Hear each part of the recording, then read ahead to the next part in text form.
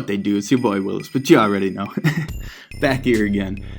We got the PW-9. I'm going to be answering the question, should you build the PW-9 Tiger Edition? Without playing with it, just based on the stats. So we got the PW-9 full details wiki page here. Link in the description once again. And scroll down, I got a bunch of the regular PW-9, still not a complete collection there, but at least we got the 7-star level 1 picture. It's nice to have. Then we got the Veteran Edition. Hopefully we'll be filling these in as time goes on, but Veteran's not too common, but we do have the 7-star level 1 picture, so that is nice. And then we got the Tiger Edition. So we got a 4-star, 5-star, 6-star, and then this 7-star. Not the cleanest picture, but I'll show you the 6-star so you can get a good view real quick. So this is 6-star level 1, not the one we'll be comparing. We'll just we got the 7-star level 1 of each edition, so we'll compare those, but just showing you the 6-star level 1 because it's such a clear, nice picture. Definitely a cool looking weapon. We'll jump into this here. We got the 7-star regular edition. Looks very nice. Kind of matches the 7-star Bobcat a little bit, and perhaps the Foxtrot helmet, 6-star Foxtrot helmet. Probably more matches the Foxtrot helmet compared to the Bobcat, but I don't know. I'd have to see pictures to refresh my memory. But anyways, we will jump to the Veteran. Definitely a clean looking gun as well. I'm just going to cycle back and forth real quick here. So Veteran has a tiny bit more damage. That's really negligible damage. What is that, like not even 20 points? And then the Veteran has more ammo. Sorry for switching so quick. Ammo is 22 compared to 20. And then fire rate, that's a key difference right there. Fire rate up about 400 points. Not a huge amount, but it's not insignificant, whatever. Fire rate is definitely important, and that's the thing with the PW-9. It just doesn't have the fire rate compared to something like the KG-18. And not to mention that all the PW-9s have 660 portability.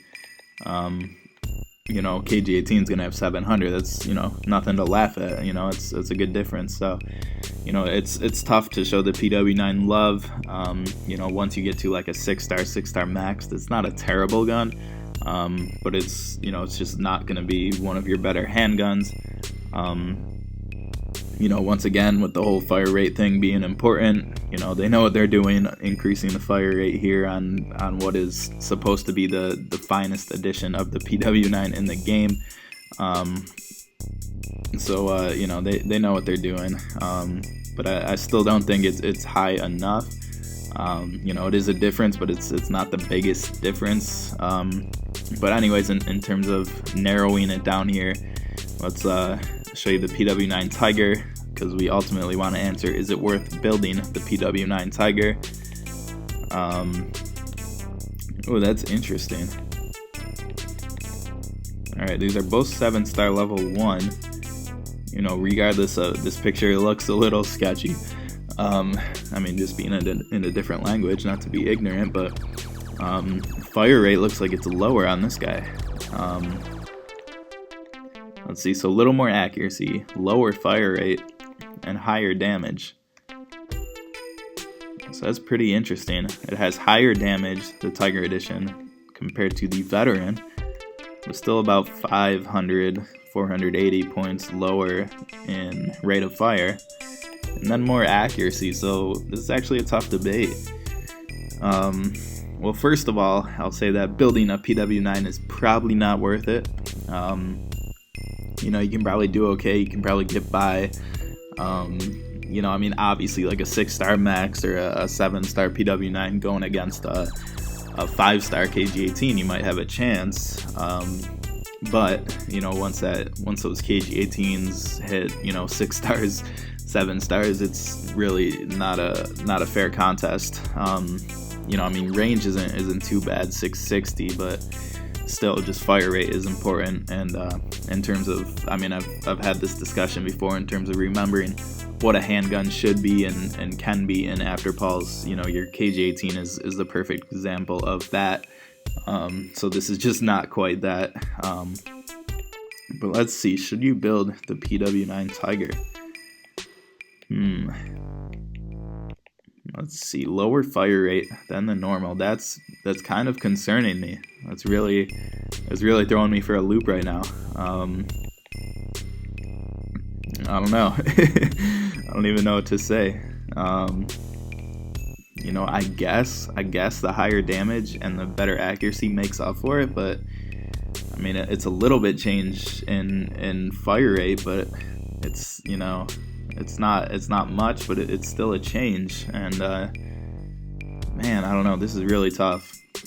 Honestly, I think I'm gonna have to say no. I think it's just not worth it, quite frankly.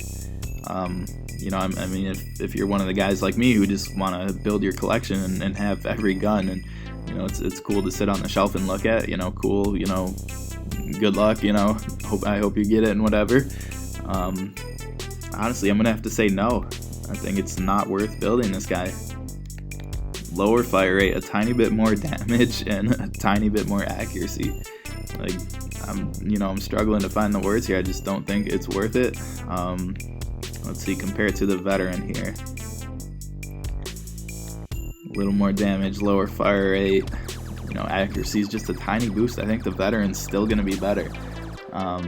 You know, that fire rate is such an important factor. I think veteran edition PW-9 is still going to be your best.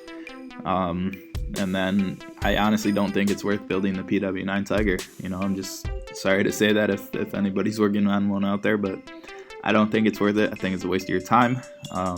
So hopefully that answers the question. Definitely threw me for a loop on this one, but hopefully that helps. And thanks for stopping by. As always, that'll do it for this video. And be sure to subscribe. I'll be going through the remaining Tiger Edition weapons, just like I did the previous ones that you've seen already.